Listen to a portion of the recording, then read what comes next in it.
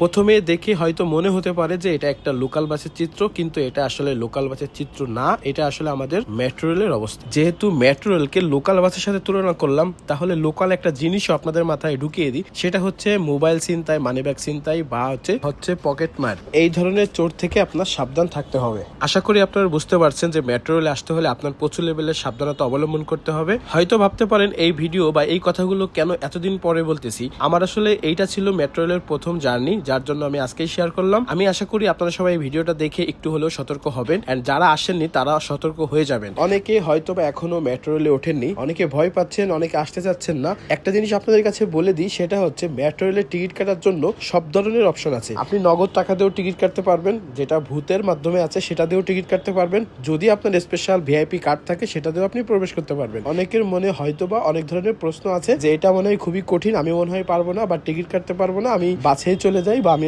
রিক্সাতে করে কোথাও যাই। এখানে আসলে খুব সহজ প্রসেসিং। তো আপনারা যারা আসেননি তাদের সবাইকে আসার আহ্বান করতেছি। আল্লাহ হাফেজ।